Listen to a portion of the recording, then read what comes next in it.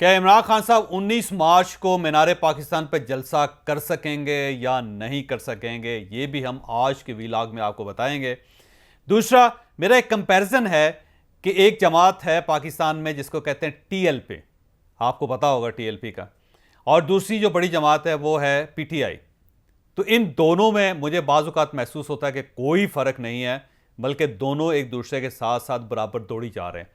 ये भी कंपैरिजन हम आज के वीलॉग में आपको बताएंगे। और दूसरा, कल इमरान खान साहब दाता दरबार क्यों नहीं पहुंच सके, ये वहां से जल्दी जल्दी वापस क्यों आ गए, और इन्होंने 2-2.5 मिनट का खिताब क्यों किया, ये भी हम आपको आज के वीलॉग में बताएंगे।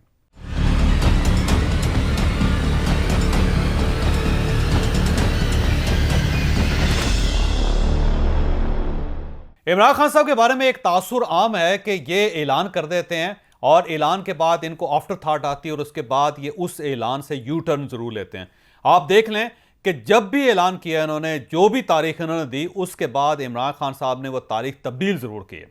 ये एक हिस्ट्री है इमरान खान साहब की कि ये जज्बाती हो जाते हैं, जज्बाती होते ही जो भी तारीख इनके जहन में आती है ठा करके ये जारी कर देते हैं, और उसके बाद जब वापस आते हैं तो फिर इन्हें पता चलता है कि भाई साहब ये तो काम ख़राब हो गया।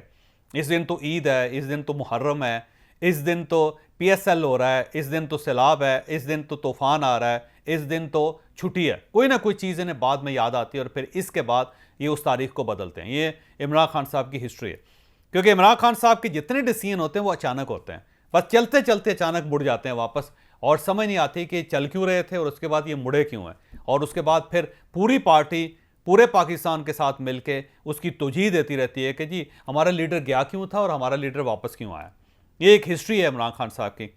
बिल्कुल इसी तरह कल इमरान खान साहब ने गाड़ी के अंदर बैठे बैठे, बुलेट प्रूफ बम प्रूफ गाड़ी के अंदर बैठे बैठे इन्होंने ऐलान कर दिया कि मैं 19 मार्च को मीनार पाकिस्तान पर जलसा करूँ। और इससे पहले सुबह से पीटीआई की तरफ से बार बार ये कहा जा रहा था कि इमरान खान साहब बहुत बड़ा ऐलान करने वाले हैं, लिहाजा पूरा पाकिस्तान कान खोल के, आंखें खोल के बैठा हुआ था कि शायद इमरान खान साहब कुछ धमाका कर रहे हैं। लेकिन वो धमाका निकला क्या? इमरान खान साहब ने अचानक 19 मार्च का ऐलान किया और उसके बाद वहां से दाता दरबार से, बल्कि वहां पहुंचे बगैर ही वहां से वापस आ गए। अब सवाल यह है कि 19 मार्च की तारीख क्यों? इसकी कोई रीज़न नहीं, कोई वजह नहीं। अब जो ही ये तारीख आई तो उसी वक्त मैंने कह दिया था कि इमरान खान साहब इस तारीख को जलसा नहीं कर सकेंगे। अब सवाल यह है कि इमरान खान साहब इस तारीख को जलसा क्यों नहीं कर सकेंगे? उसकी वजह पीएसएल है। पीएसएल का फाइनल है लाहौर में 19 मार्च को, और इमरान खान साहब खुद क्रिकेटर हैं, लेकिन इन्हें खुद ये पता नहीं है कि पीएसएल क्या होता है, उसका फाइनल मैच क्या होता है, और लोग कितने चार्ज होते हैं क्रिकेट के ऊपर। और जब एक फाइनल मैच होगा तो लोग जलसे में नहीं जाएंगे, क्रिकेट मैच देखेंगे। तो इमरान खान साहब ने बस फर्त जज्बात में आके ऐलान कर दिया। लिहाजा अब मेरा ख्याल ये है कि ज़ाहिर 19 मार्च को तो ये जलसा नहीं हो रहा, बल्कि इसके बाद भी ये जलसा नहीं हो रहा। उसकी वजह यह है कि गवर्नमेंट ऑफ पंजाब ने इस जलसे को रोकने के लिए दफ़ा 144 लगाने का आज से फैसला कर ले। इमरान खान साहब 19 मार्च को करें, 18 मार्च को करें, 20 मार्च को करें, 21 मार्च को करें, जिस दिन ये जलसा करना चाहेंगे उस दिन सेक्शन 144 नाफिज हो जाएगा, और ज़ाहिर है उसके बाद इमरान खान साहब जलसा नहीं कर सकेंगे। तो अब एक आंख मिचौली चल रही है इमरान खान साहब की। इमरान खान साहब एक जलसा करना चाहते हैं और हुकूमत पंजाब जो उस जलसे की इजाज़त नहीं देना चाहती, वो सेक्शन 144 लगा देती है, और इमरान खान साहब को फिर ज़ाहिर उसकी बड़ी तकलीफ होती है। अब सवाल ये है कि इमरान खान साहब को जलसा करने की ज़रूरत क्या है जी? वैसे दिन में 3 मरतबा तो खिताब करते हैं वो खिताब करते हैं घर में बैठ के, स्क्रीन लगा के, सामने कैमरे लगा के वो खिताब कर लेते हैं, तो फिर उन्हें बाहर निकल के बुलेट प्रूफ गाड़ी में बैठ के वहाँ से तकरीर करने की क्या ज़रूरत है?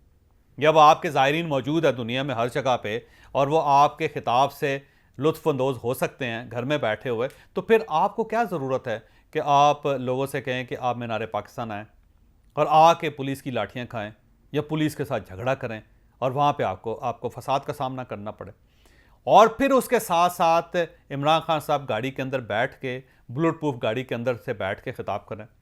और या ये नहीं है तो ज़ाहिर है पे मीनार पाकिस्तान के सामने बाकायदा एक बुलेट प्रूफ स्टेज बनाया जाएगा, और उस बुलेट प्रूफ स्टेज में बुलेट प्रूफ शीशे के पीछे खड़े होकर इमरान खान साहब तकरीर करें।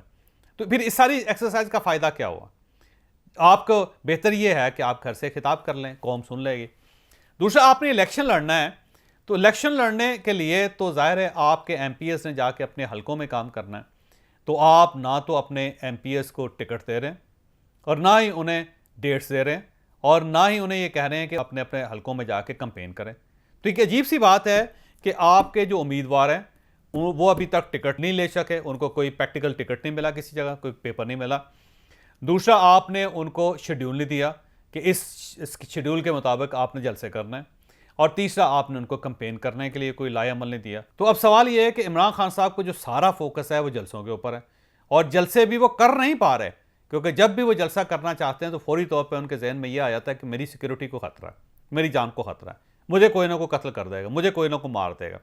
तो इस खौफ के आलम में आप शहर से, घर से बाहर भी निकलना चाहते हैं, फिर आप बुलेट प्रूफ गाड़ी में बैठना चाहते हैं, फिर आप बुलेट प्रूफ शीशे के पीछे खड़े होकर बात करना चाहते हैं और साथ साथ आप ये चाहते हैं कि मेरी जान को भी बचाया जाए और कोई ना कोई मेरे ऊपर हमला कर देगा। और हमला करने वालों की फहरिस्त भी बड़ी तवील होती चली जा रही है। उसमें अब मोहसिन नकवी साहब भी शामिल हो चुके हैं, उसमें अमर मीर साहब भी शामिल हो चुके हैं कि इनसे भी इमरान खान साहब को खतरा है।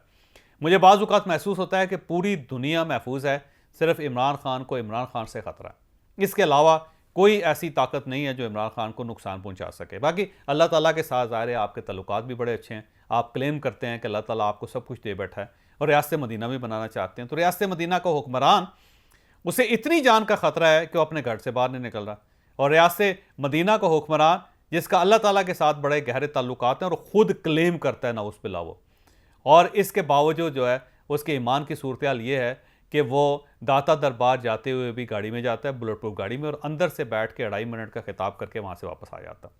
तो क्या अजीब सी बात है, और इस चीज़ की मुझे, इस मंतक की आज तक मुझे समझ नहीं आ सके। अब मैं आता हूँ कि कल इमरान खान साहब दाता दरबार क्यों नहीं पहुँच सके।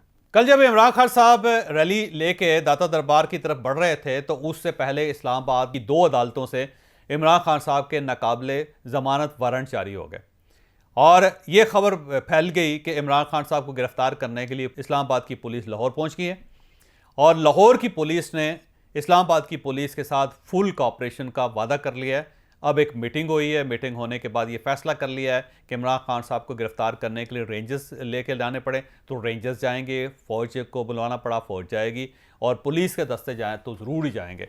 ये फैसला होगा। ये खबर जो है वो टेलीविज़न स्क्रीन पर चलना शुरू हो गई।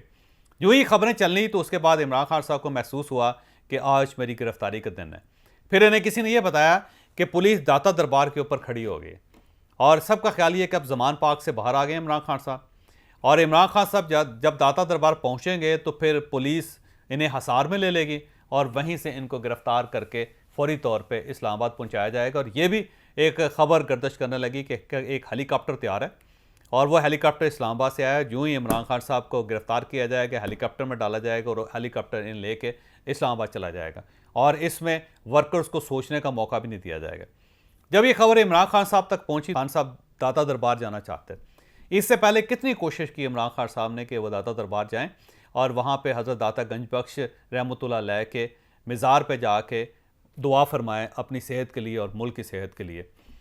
तो कितनी ख्वाहिश थी इनकी, कितनी मरतबा इन्होंने कोशिश की, लेकिन जब ये इनकी ख्वाहिश पूरी होने का वक्त आया तो दाता दरबार में पहुँचे बगैर इमरान खान साहब रास्ते से वापस आ गए।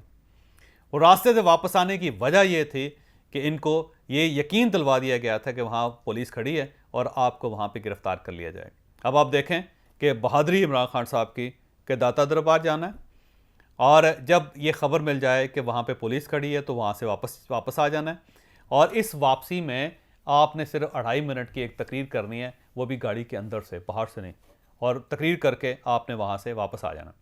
अब वो लोग जो इमरान खान साहब का दीदार करना चाहते थे, जो पूरे पाकिस्तान से आए थे, वो दाता दरबार पे खड़े रह गए, इमरान खान साहब का इंतज़ार करते रह गए, और इमरान खान साहब ने 2.5 मिनट की तकरीर की और रास्ते से वापस आ गए क्योंकि उनको ख़तरा था कि पुलिस इन्हें गिरफ़्तार कर लेगी।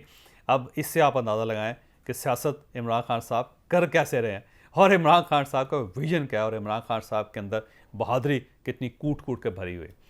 अब हम TLP और PTI के तकौबल की तरफ आते हैं। आपको याद होगा कि TLP यानी तहरीक लब्बैक पाकिस्तान एक तंजीम थी जो खादिम हुसैन रिजवी साहब ने बनाई थी, और इसके पीछे एक वाक़या था जो ज़ाहिर है जब फ़्रांस के अंदर रसूलुल्लाह सल्लल्लाहु अलैहि वसल्लम से मनसूब गलत किस्म के खाके बनाए गए तो उसके बाद TLP ने इस इशू को उठा के हुकूमत पाकिस्तान के ऊपर दबाव डालना शुरू किया था कि फ़्रेंच एम्बेसडर को पाकिस्तान से निकाला जाए और फ़्रेंच मसनूआत जो हैं उनका बाइकाट किया जाए। आपको पता है, आप अच्छी तरह उसको जानते हैं। खादिम हुसैन रिजवी साहब 16 नवंबर 2020 को लाहौर से यहाँ इस्लामाबाद आए थे। यहाँ पर उन्होंने फैज़ाबाद में धरना दिया था। बड़े अजीबोगरीब से दिन थे। आपको पता होगा कि यहाँ पे बहुत ही उन दिनों बड़ा खौफ का आलम था, सड़कें बंद थी, हालात बहुत ख़राब थे।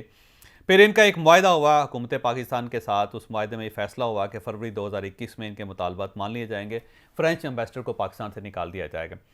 लेकिन ज़ाहिर है हुकूमत पाकिस्तान ने इस मुआहदे पर अमल नहीं करना था, अमल नहीं हुआ। तो इस दौरान ज़ाहिर खादिम हुसैन रिजवी साहब का इंतकाल हो गया और उसके बाद इस जमात का जो सरबराह थे वो इनके साहबजादे बन गए। उनका नाम साद रिजवी है, आपको यकीन अच्छी तरह जानते होंगे। अब साद रिजवी साहब ने यह फैसला किया कि हमने वालिद साहब का जो मुआहदा था उस पर अमल दरामद करवाना है और अप्रैल 2021 में उन्होंने ऐलान किया कि मैं इस्लामाबाद आऊँगा और उस वक्त तक यहाँ बैठूँगा जब तक फ़्रेंच एम्बेसडर को पाकिस्तान से निकाला नहीं जाता। और इसके बाद आपको याद है कि साद रिजवी साहब को गिरफ्तार कर लिया गया था लाहौर के अंदर, लेकिन उनके वर्कर्स जो है उन्होंने चलना शुरू कर दिया था इस्लामाबाद की तरफ और वो बड़ा हालात ख़राब हो गए, खौफनाक हो गए। यूँ महसूस होता था कि शायद इस्लामाबाद के ऊपर यलगार हो रही है। और उस वक्त इमरान खान साहब ने एक तकरीर की थी।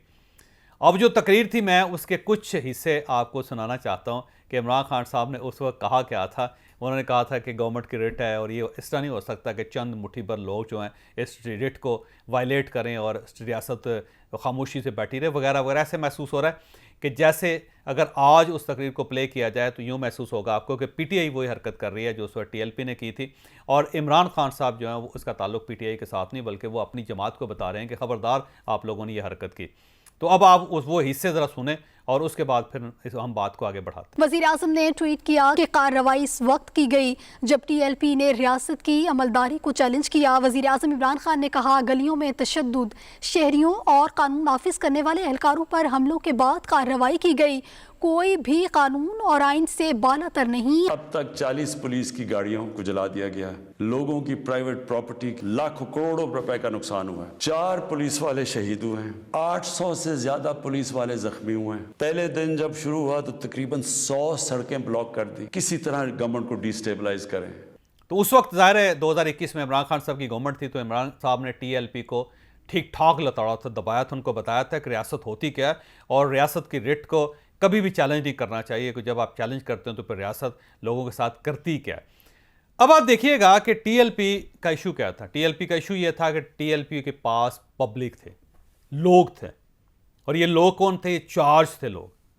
और ये चार्ज लोग क्या करना चाहते थे? अपनी जान तक देना चाहते थे। इन सब का ख्याल ये था कि हम अपनी जान रसूलुल्लाह सल्लल्लाहु अलैहि वसल्लम की हुर्मत पे कुर्बान कर रहे हैं। और उस वक्त रियासत ज़ाहिर इनको रोकना चाहती थी, लेकिन रियासत इतने बड़े हजूम को, इतने बड़े प्रेशर को, इतनी ज़्यादा पब्लिक को रोक नहीं पा रहे थे। और उस वक्त इमरान खान साहब को रियासत की कमज़ोरी का बड़ा एहसास हो रहा था। और लेकिन आज अगर आप पीटीआई को देखें तो सेम पैटर्न पे पीटीआई भी काम कर रहे हैं। यानी आपको अदालत बुला रही है और अदालत ने आपके नाकाबिले ज़मानत वारंट जारी कर दिए। आपको इस्लामाबाद हाई कोर्ट ने 13 मार्च को अदालत के अंदर पेश होने का हुक्म दिया था तोशाखाने के रेफरेंस केस में। अदालत के कहने के बावजूद आप अदालत नहीं गए। आपको अदालतें बार बार बुला रही हैं। 78 केसेस हैं इमरान खान साहब के ऊपर इस वक्त, और इमरान खान साहब किसी एक केस में भी पेश होने के लिए तैयार नहीं। जजेस सारा दिन फाइलें सामने रख के बैठे रहते हैं, लेकिन इमरान खान साहब के वकील टालते रहते हैं और उसके बाद इमरान खान साहब तशरीफ नहीं लाते। तो अब अगर टीएलपी को देखें और फिर पीटीआई को देखें तो फ़र्क क्या दोनों के अंदर? यहाँ पे इनके पास भी पब्लिक है, इन्होंने भी स्टेट की रेट को चैलेंज किया था। इनके पास भी पब्लिक है, इन्होंने भी स्टेट की रेट को चैलेंज किया। तो जब आप रियासत की रेट को इस तरह चैलेंज करते हैं तो फिर रियासत के पास क्या बचता है, मुझे बताइएगा। इमरान खान साहब उस वक्त टीएलपी के खिलाफ थे, लेकिन आज जो ये हरकत कर रहे हैं क्या ये जस्टिफाइड है? तो दोनों में फ़र्क क्या है? दोनों में मेरा ख्याल है सिर्फ एक बारिश पार्टी है और दूसरी बारिश नहीं है, यही फ़र्क है। और क्या फ़र्क है? इनका मौका भी वही है, इनका मौका भी वही है। यानी इन्होंने भी अदालत में पेश नहीं होना, इन्होंने भी सड़कें खाली नहीं करनी, इन्होंने भी सड़कें खाली नहीं करनी, इन्होंने भी अदालतों में पेश नहीं होना। तो जब आप वैसे ही हैं जैसे दूसरे हैं तो फिर ये रियासत चलेगी कैसे? तो मेरा ख्याल ये है कि इमरान खान साहब को अपनी सोच को क्लियर करना पड़ेगा। अगर इस मुल्क में रूल है, अगर इस मुल्क में लॉ है, अगर इस मुल्क में इंसाफ है, और अगर आप इस मुल्क में इंसाफ की हुक्मरानी देखना चाहते हैं तो फिर कम अज़ कम आपको अदालतों के सामने खुद को सरेंडर करना पड़ेगा। पाकिस्तान में एक भी ऐसा सियासी लीडर नहीं है, मैं दोबारा कहता हूँ, पाकिस्तान में एक भी ऐसा सियासी लीडर नहीं है कि जिसे अदालत ने बुलाया हो और वो अदालत गया ना हो। लोग अदालतों पे भी जाते हैं, लोग जेलों में भी जाते हैं, लोग मुकदमे भी भुगतते हैं। आसफ अली जरदारी साहब 11 साल जेल रहे हैं। मियां नवाज शरीफ अपने पूरे ख़ानदान समेत 2000 में जेल में रहे। फिर उसके बाद अपनी साहबजादी के साथ जेल में रहे। आप देख लें, मौलाना फजलुर रहमान साहब को देख लें, MKM के लोगों को देख लें, जमात इस्लामी के लोगों को देख लें। पाकिस्तान में शायद ही कोई पार्टी बची होगी कि जिसने जेलें ना देखी हों या जिन्होंने मुकदमे ना भुगते हों। एक भी शख्स ऐसा नहीं है कि जिसने अदालत के हुक्म को वायलेट किया हो। लेकिन इमरान खान साहब पाकिस्तान के वाहिद लीडर हैं जिनकी जमात का नाम ही पाकिस्तान तहरीक इंसाफ है, जो पाकिस्तान में इंसाफ का बोलबाला चाहते हैं, जो पाकिस्तान में एक ऐसा कानून चाहते हैं जिसमें गरीब और अमीर और बड़ा और छोटा दोनों बराबर हों, जो ये चाहते हैं कि जेलों के अंदर जो गरीब हैं उन सबको निकाला जाए और जो बड़े बड़े मुजरम बाहर फिर रहे हैं उन सबको गिरफ्तार करके जेल में डाला जाए। लेकिन अपना रवैया उनका ये है कि जजेस उनको बुलाते रहते हैं, केसेस उनके चल रहे हैं, फाइलें वो खोल के बैठे हुए हैं, लेकिन इमरान खान साहब किसी अदालत में पाँव नहीं रखते हैं। तो क्या इससे मुल्क चल जाएगा? क्या इससे मुल्क आगे बढ़ जाएगा? क्या यही वो रियासत मदीना है कि जिसका नक्शा लेके आप अगला इलेक्शन लड़ना चाहते हैं?